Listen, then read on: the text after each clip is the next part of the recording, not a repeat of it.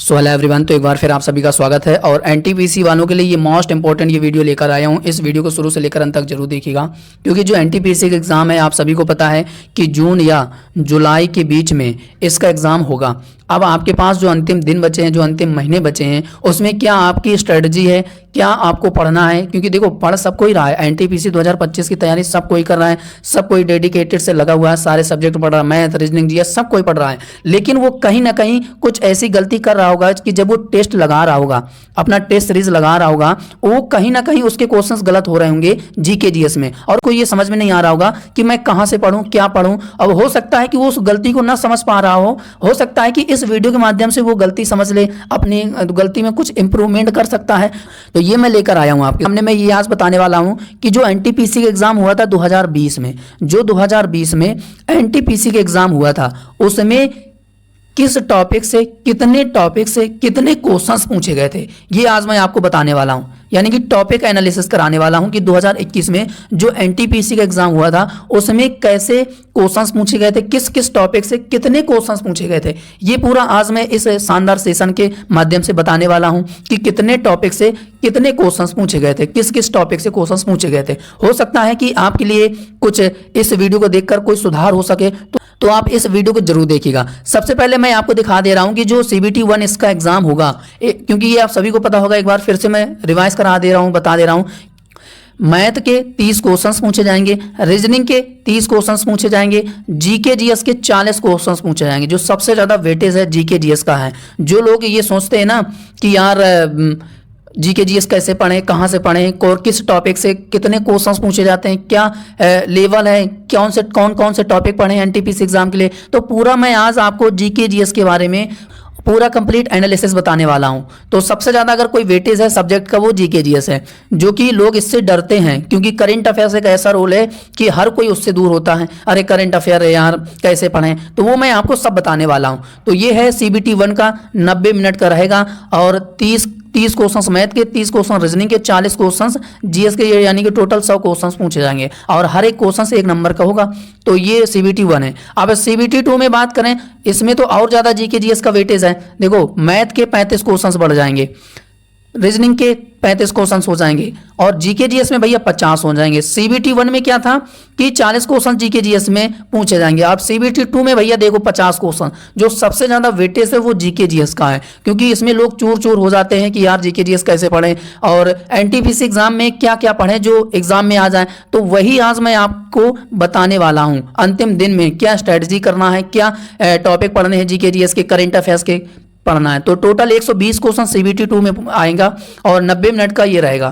तो बाकी ये छोटी सी जानकारी आपको याद रखना है। अब जो सबसे ज्यादा याद रखने वाली चीज है वो ये है कि जो 2021 में एनटीपीसी का एग्जाम हुआ था, उसमें किस टॉपिक से कितने क्वेश्चंस पूछे गए थे, ये मैं आज आपको बताने वाला हूं। तो यहां पे अगर हम लोग बात करें कि इतिहास के, हिस्ट्री के कितने क्वेश्चंस पूछे गए थे, देखो किसी शिफ्ट में 3 क्वेश्चंस पूछे गए थे, किसी शिफ्ट में 4 क्वेश्चंस ही पूछे गए थे।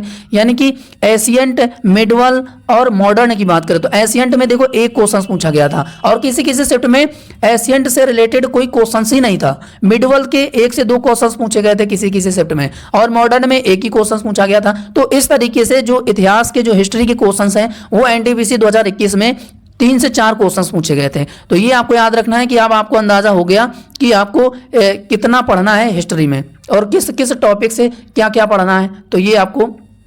अब इसके बाद पॉलिटी में बात करें, इंडियन कॉन्स्टिट्यूशन में बात करें, तो भैया 3 क्वेश्चंस पूछे गए थे। किसी शिफ्ट में देखो 4 भी पूछे गए थे, 3 भी पूछे गए थे, और जो पूछे गए थे वो आर्टिकल, क्योंकि आर्टिकल आपको पढ़ना ही पड़ेगा। और कोई ये कहते हैं कि आर्टिकल याद नहीं होता, वो याद करना पड़ेगा, क्योंकि ऑलरेडी एक शिफ्ट में 1 से 2 क्वेश्चन आर्टिकल के ही रखे गए थे। संशोधन में पूछे गए थे, किस संविधान संशोधन के तहत क्या जोड़ा गया, कितने संविधान संशोधन हुए, तो इस तरीके से, और अधिनियम, किस अधिनियम के तहत क्या हुआ। तो इस तरीके से जो क्वेश्चंस पूछे गए थे वो कॉन्स्टिट्यूशन से, इन टॉपिक से क्वेश्चंस पूछे गए थे, और 3 से 4 क्वेश्चंस पूछे गए थे। किसी शिफ्ट में 3 ही क्वेश्चंस पूछे गए थे। और भारतीय अर्थव्यवस्था की बात करें तो 2 से 4 क्वेश्चंस पूछे गए थे। यानी कि पंचवर्षीय योजना, मैंने आपको अभी तक जितने भी पंचवर्षीय योजनाओं से रिलेटेड अगर कोई क्वेश्चंस कवर कराया है, मैंने हर एक वीडियो में अगर क्वेश्चंस कवर कराया होगा तो हर एक वीडियो में मैंने आपको बताया है कि पंचवर्षीय योजना फिक्स है, एक क्वेश्चन जरूर आता है, क्योंकि 1 से 2 क्वेश्चंस किसी शिफ्ट में 2021 के एनटीपीसी के एग्जाम में देखे गए थे। तो ये आपको पढ़ना है। बाकी भूगोल की बात करें, भारत का भूगोल और विश्व का भूगोल में नदियां सबसे ज़्यादा पढ़ना है, क्योंकि नदियां से यानी कि टोटल बात करें 4 क्वेश्चन जियोग्राफी से पूछे गए थे। नदियां, बांध और बंदरगाह। भारत जो है कितने देशों से अपना सीमा साझा करता है, इस तरीके से भी एक क्वेश्चन पूछा गया था, तो ये आपको पढ़ना है। और कितने भारतीय राज्य हैं, किन किन देशों से अपना सीमा साझा करता है, तो भैया ये तो पढ़ना है, ठीक है। तो 4 क्वेश्चन इससे पूछे गए थे। और इसके बाद विज्ञान की बात करें, साइंस की बात करें, तो जो 2021 में मैंने एनालिसिस किया था उसमें जो क्वेश्चंस पूछे गए थे बायोलॉजी के सबसे ज़्यादा पूछे गए थे। किसी शिफ्ट में 7 पूछे गए थे, किसी में 8 पूछे गए थे, किसी में 10 पूछे गए थे। तो किसी किसी शिफ्ट में इस तरीके से क्वेश्चंस पूछे गए थे। और साइंस में बायोलॉजी आपको सबसे ज़्यादा पढ़ना है, क्योंकि 2021 के डेटा के अनुसार ये आपको मैं बता रहा हूँ। और ये कोई फेक वीडियो नहीं है जो आप सोच रहे हैं कि ऐसे ही मतलब कि मैं आपको बता रहा हूं, ये ऐसे नहीं बता रहा हूं। अभी आगे चल के मैं आपको दिखाऊंगा, नोट्स भी मैंने बनाया था, क्योंकि 2021 में जो भी ऑल शिफ्ट में एग्जाम हुआ था 5 से 6 दिन मुझे लगा है इस पीपीटी को बनाने में। तो बाकी बायोलॉजी के 10 क्वेश्चंस टोटल आपको एग्जाम में आएंगे, और बायोलॉजी से सबसे ज्यादा क्वेश्चंस पूछे गए थे। तो ये आपको याद रखना है, क्योंकि अंतिम दिनों में अब आपको सिर्फ यही पढ़ना है कि क्या क्या इंपॉर्टेंट टॉपिक पढ़ने हैं, बस ये पढ़ना है। अंतिम दिनों में बस यही बेस्ट स्ट्रेटजी होती है। अब सबसे ज्यादा जो वेटेज है, जो लोग डरते हैं वो करंट अफेयर और स्टैटिक जीके से डरते हैं। अब करंट अफेयर्स में किस किस टॉपिक से क्वेश्चंस पूछे गए थे भैया, देखो करंट अफेयर और स्टैटिक जीके के क्वेश्चंस को मिलाकर टोटल 15 से 20 क्वेश्चंस पूछे गए थे किसी किसी शिफ्ट में। किसी में 15 पूछे गए थे, किसी में 20 पूछे गए थे, इस तरीके से पूछे गए थे। तो देखो सीबीटी 1 में तो 40 क्वेश्चंस जीएस के आना है, 40 से आधे क्वेश्चंस तो करंट अफेयर और स्टैटिक जीके ले गया, ठीक है। अब इसके बाद आपको 10 क्वेश्चंस आप रख लीजिए कि साइंस ले गया। तो जो हिस्ट्री है और पॉलिटी है, जियोग्राफी है, तो यही 4-4, 2-2 क्वेश्चंस पूछे जाएंगे। तो सबसे ज्यादा जो वेटेज है आपको बायोलॉजी और करंट अफेयर में ध्यान देना है, क्योंकि देखो जीएस में आप लोगों ने हिस्ट्री, पॉलिटी, जियोग्राफी तो सभी लोगों ने पढ़ा होगा, लेकिन जो करंट अफेयर्स का मामला है ये सब कोई डरता है। स्टैटिक जीके जीएस का कितना भी पढ़ ले, किसी का कोई का फंसता नहीं है, कोई का फंस जाता है। अगर उसने सही जगह से तैयारी की होगी तो वो इस एग्जाम को निकाल देगा। तो 15 से 20 क्वेश्चंस करंट अफेयर और स्टैटिक जीके जीएस के पूछे गए थे, तो ये मैं आपको बता रहा हूं। और रैंक इंडेक्स से क्वेश्चंस पूछे जाएंगे, स्पोर्ट पूछा जाएगा, अवार्ड पूछा जाएगा, स्कीम पूछे जाएंगे, डिफेंस ने यानी कि डिफेंस में क्या पूछा जाएगा कि कौन सा रॉकेट लॉन्च किया है किस देश के द्वारा, समिट जो भी फेमस समिट है, कॉन्फ्रेंस है, उसका आयोजन भारत में कहां पर किया गया, किस देश में कहां पर उसका आयोजन किया गया, इस तरीके से क्वेश्चन।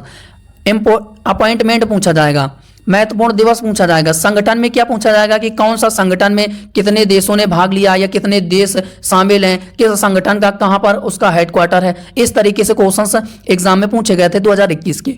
उत्सव त्योहार से क्वेश्चंस आएगा, वादक एवं वाद्य यंत्र, जनगणना तो फिक्स है, और लेखक, विश्व धरोहर सूची। अब इस तरीके से क्वेश्चंस इसमें क्या पूछा गया था कि कौन सा भारतीय स्थल विश्व धरोहर सूची में शामिल किया गया है, तो इस तरीके से पूछे गए थे। और इसके बाद ये पूरा नोट्स आप देख लीजिए, मैंने खुद रजिस्टर में जो 2021 में एनटीपीसी एग्जाम हुआ था उसमें सभी शिफ्टों का एनालिसिस किया था कि किस टॉपिक से कितने क्वेश्चंस पूछे जाएंगे। अब यही अंतिम दिन है, अगर हो सकता है कि अभी तक आप टेस्ट लगा रहे होंगे उसमें आप गलती नहीं दिख रही होगी, तो अगर हो सकता है कि इस वीडियो से अगर आपकी गलती सुधर जाए तो उस गलती को जरूर सुधारना। देखो रैंक इंडेक्स आपको पढ़ना है, एक क्वेश्चन पूछा गया था 2021 में।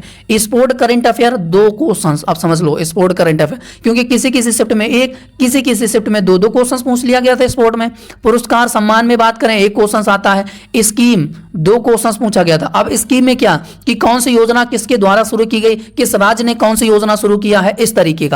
अब संगठन में यानी कि कितने देश संगठन में शामिल हुआ और किस संगठन का हेडक्वार्टर कहां पर है, उसकी स्थापना कब हुई थी, एक क्वेश्चन पूछा जाता है। डिफेंस में क्या है कि किस देश ने कौन सा रॉकेट लॉन्च कर रहा है, और सैन्य अभ्यास इसी में आ जाएगा डिफेंस में कि कौन सा एक्सरसाइज किन देशों के बीच आयोजित किया जाता है। 2 क्वेश्चन पूछे गए थे।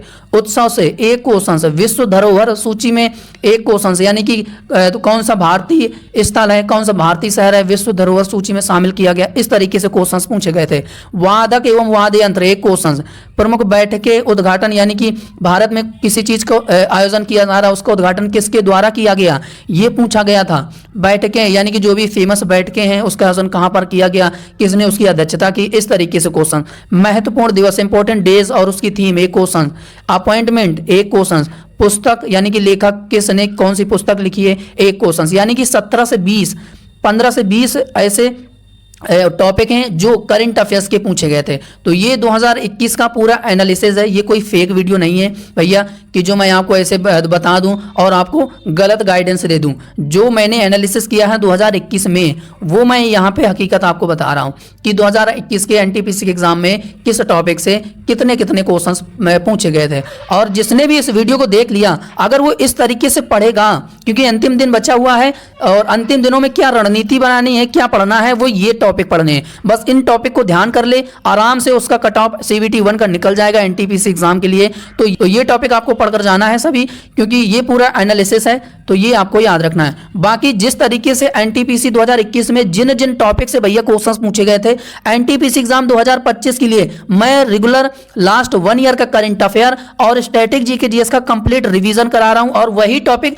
जो एग्जाम में पूछे जा चुके हैं आप यहां पे देख पा रहे हैं, और वही टॉपिक जो आपके एग्जाम के लिए काफी ज्यादा इंपॉर्टेंट और सफिशिएंट है, वो ये टॉपिक है, क्योंकि यही टॉपिक है जो 2021 में पूछे गए थे। आप खुद देख सकते हैं, ये कोई अफवाह नहीं है, ये हकीकत है, ये रियलिटी है। तो आपको मैं एनटीपीसी एग्जाम के लिए डेडिकेटेड से रेगुलर बेसिस पे पूरा करंट अफेयर और स्टैटिक जीके का पूरा कंप्लीट रिवीजन करा रहा हूं 15 से 16 टॉपिक का। तो ये सभी टॉपिक हैं जो एग्जाम में पूछे जाते हैं और यही पूछे जाएंगे, क्योंकि टीसीएस कोई अलग से कहीं से मंगल ग्रह से क्वेश्चंस नहीं उठा के लाएगा, वो यही टॉपिक से क्वेश्चंस पूछेगा। पूरी प्लेलिस्ट बनी हुई है, आप जैसे हमारे चैनल में जाएंगे रेलवे एग्जाम 2025 नाम से पूरी प्लेलिस्ट बनी हुई है, आप एक एक वीडियो देखो जाकर, क्योंकि ये वीडियो में दम है, तभी से 8,085 इस तरीके से व्यूज आए हैं। तो ये मैं 15 से 16 टॉपिक का कंप्लीट रिवीजन करा रहा हूं आरआरबी एनटीपीसी एग्जाम 2025 के लिए। तो आप एक एक वीडियो देखो जाकर। जो लोग पहली बार जुड़े हैं, आप यकीन मानो, अगर आप इन टॉपिक के क्वेश्चंस पढ़कर जाएंगे एग्जाम में 101% आपका सीबीटी 1 जो है क्लियर होएगा, और देख लेना होएगा जरूर। तो बाकी ये पूरी प्लेलिस्ट है, और इस तरीके से मैं एनटीपीसी एग्जाम के लिए रेगुलर बेसिस पर आपको पूरा कंप्लीट रिवीजन करा रहा हूं टॉपिक का। तो ये पूरा वीडियो आप जरूर देखिएगा।